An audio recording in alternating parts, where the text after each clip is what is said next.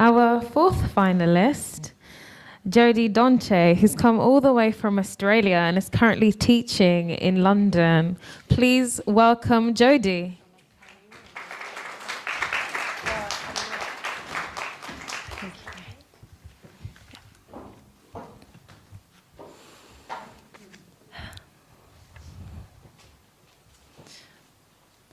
Waste, shame. A waste of space, shame. A waste of air, shame. Waste. Namaste. My name is Jodie Dontje. Tapai Vera Kusi Lagu. I'm very happy to be here. I'm 24 years old and I'm from Australia, the land of the kangaroos. Waste, shame. A waste of space, shame. A waste of air, shame. Waste. That is what I was called. Shame. That is what I felt. I would like to share my story about overcoming shame with you all.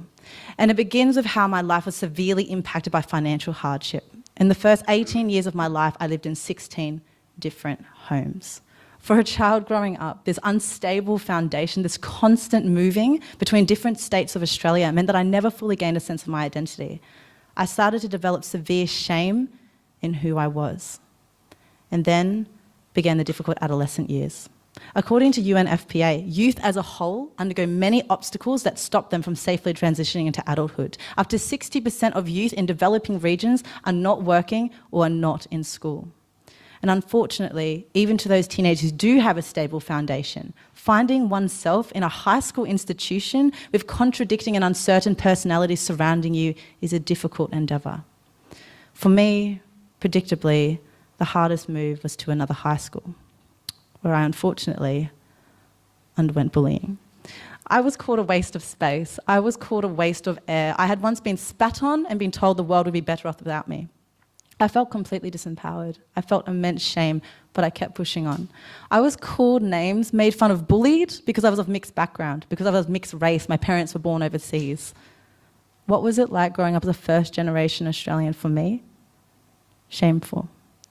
From my immense experience and from my research, I have found that all women undergo a level of shame in some facet of their life as they transition from girl into womanhood. Women, especially through puberty, can view their bodies as shameful. They become increasingly aware of the impending judgment from others, including social, religious, and ethical constraints. Women are taught to blame themselves when subjected to racism, sexism, and violence. We women all undergo some level of shame. And my most severe shame growing up branched out of being the ongoing subject of racism and bullying. My feelings of insecurity, of not belonging, of discomfort, my sense of worthlessness, ugliness, and incapability all branched out of my pulsing, excruciating, and suffocating identity issues. According to nobullying.com, 44.2% of middle school students have experienced bullying, and young women experience bullying more than young men in school. Is there hope amongst this ever-reoccurring cycle of shame in women? Yes. I am proof of this, and I believe that all women can use their story of shame as a powerful tool to enable them to make positive changes in others, in their environment, and in themselves. Shame isn't to be shied from. Shame isn't to be ignored, unaddressed, and completely disregarded. Shame is a powerful gift. Let me explain why. Brené Brown speaks about the power of vulnerability in one of her TED Talks, and it is true. After years of uncertainty throughout my life, when I started university, I promised myself that I would have the courage to overcome my shame.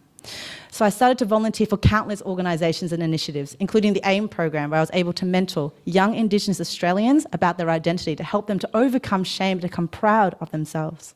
Slowly, after years of volunteering, my confidence began to grow. However, I hadn't yet become vulnerable.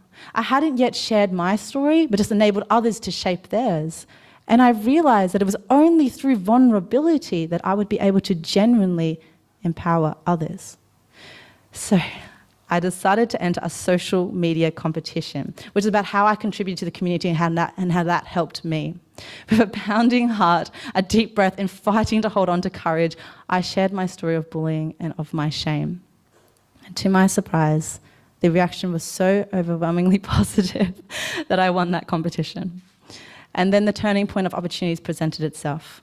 A young lady who volunteered with me 6 months prior then approached me. She had seen my vulnerability and she asked me, have you ever considered volunteering overseas in Nepal? No, a year prior that idea would have haunted me, but I took that opportunity and I went to Nepal. And it was in Nepal, where the villagers thought I was Nepali, that I truly found my identity, my happiness, my true belonging and reason. The cultural heritage that had once separated me from my peers was now the contributing factor that connected me to the Nepalese people. I remember walking down that hill holding the hands of the young children I just taught at a very low socioeconomic school in semi-rural Nepal. I remember walking down that hill holding their hands to their parents' house, which were literally little shacks made of bamboo and mud, and the parents would knelt down on the dirty ground with the little money they had, cooking for their whole family in small broken pots. And when they saw me, their faces lighted up and they offered me food and tea even though they had so little. And it was in that moment that I realised I had nothing to worry about, that I was so lucky, that I should not feel shame, that my life was not a waste of space. I was someone who could make a positive difference in the world. And I realised that my international connection and heritage would enable me to create positive differences around the globe and around Nepal. And now, it's with a thankful heart and a soul full of gratitude that I share with you all my passion. I stand here today as a proud international humanitarian and founder of a non-for-profit charity called the Help Nepal Appeal. I have an incredible growing team that are helping communities, families and individuals across Nepal through empowerment and education programs, including youth and women empowerment. We have helped thousands of Nepali people in regions such as Kaski, Tanahu, Kavre and local to Kathmandu districts. We launched a program called Student Leadership Councils, where we're able to bring equality between young men and young women in low socioeconomic communities to help them transition into adulthood. In Nepal, women can feel so much shame that they don't form an opinion or speak up when men are in the room.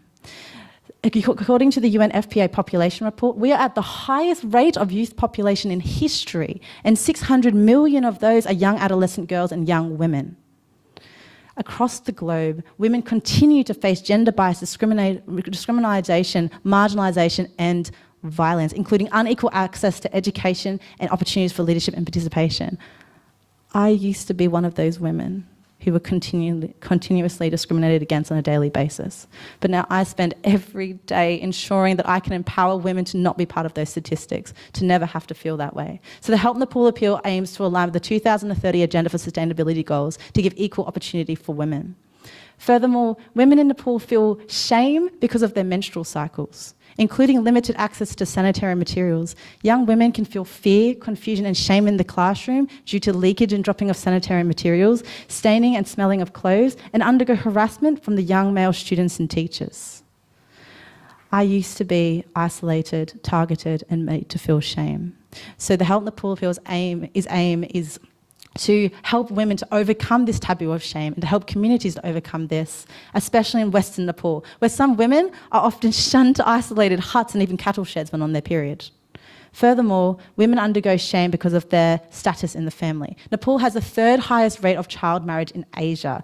48.5% of young women marry before 18 years of age. An inspirational book called Half the Sky confronts the realities of women and explains that keeping girls in school longer led to women marrying later. So with this in mind, we launched a program called the Save a Child program, where we gave opportunities for women across Nepal to gain an education. I am a catalyst for change. I stand here today with the hope of empowering you all to realise your worth. We women all have the potential to overcome shame. Together, we can achieve more, give more, learn more, and become more. Oh, and in regards to my identity, well, I'm now proud to say I'm half Dutch, half Chinese, born in Australia, living in the UK, travelling through Europe, learning about the world and passionate about Nepal. We have to consistently face our fears. As Grant Cardone explains, fear is nothing but false events appearing real. Once we embrace our fear of shame, once we embrace struggle, we create an opportunity and a story that connects us all. We are women, and this is our story. Hamia Rukalagi Bashnu Pacha, we should live for others, be brave, be vulnerable, and be kind. Dhanyavad. Thank you.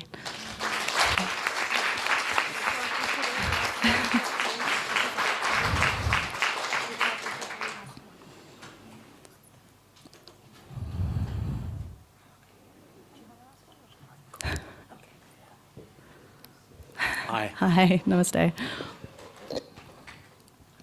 Could you just tell me a little bit more? Because you said that only through my vulnerability would I be able to genuinely empower others. Yes. Could you just explain that a bit more? Yes. I realised that ultimately I couldn't become the best version of myself and to truly help people unless I could look back onto my past and realise what I had gone through so I can use that story to help others. I came across a lot of Indigenous students who had a story as well about bullying and racism and shame, and I thought that if I can't speak up about my story, how can I truly empower people with their story? So that's why I took that step and I made sure I became vulnerable so I could then help others to become vulnerable. Thank you.